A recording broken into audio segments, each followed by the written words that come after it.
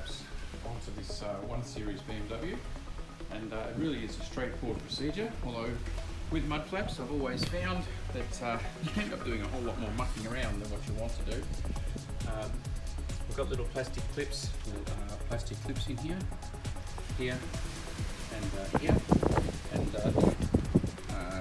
left and right, and the front one's always going to want to split up. So in this case it's this guy here, and he's going to sit in. You can see he's nicely shaped around the guard there. He's going to sit in there like that. Putting these on, it's always important to get this corner right down here to get it to sit. You see when it's up like that, you've then got again a little fit that fits there, so it fits nicely. It's going to look great, and most importantly, when you're driving a rainy day, instead of getting dirt all over your door, it's going to save that. So here we go.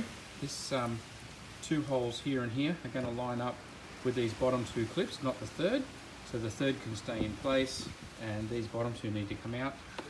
Now have a little circle in the middle, something sharp in the hole, press it through and then pull it out with a screwdriver, and that'll take care of these 2 holes at the top.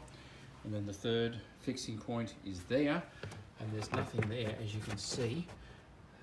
We'll see what they're going to do with that, and then there'll normally be one on the back. Yes, here as well. So let's have a quick look where that lines up. Yep, with that clip right there.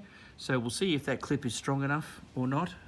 Often it isn't, but we'll see how that goes. We can put a screw in the place there if required. So it seems simple.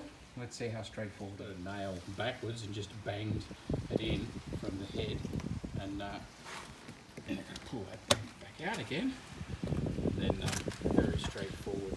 The first one just lifted straight out, but this one here, once the center's pressed in, should be very straightforward. Grab hold of that. That one's tough, and pull it out, and that's the little guy that we're pulling out. There's the hole that it goes into.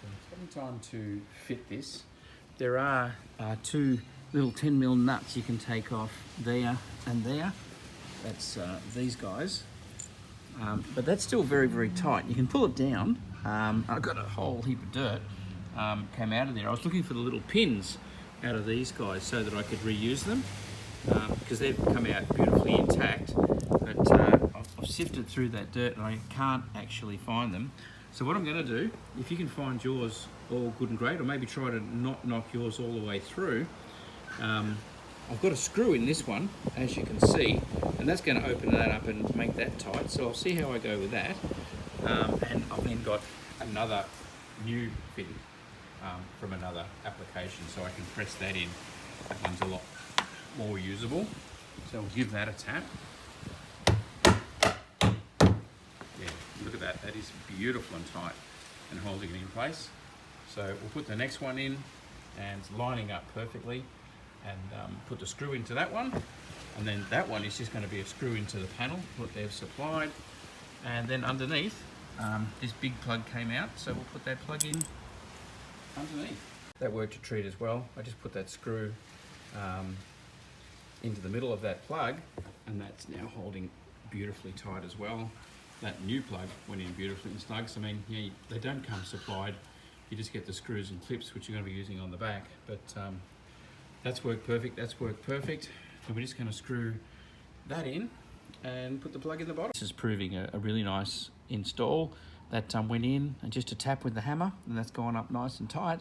So all of the original fittings are going back on here, and just one screw over in that corner, and we will be done.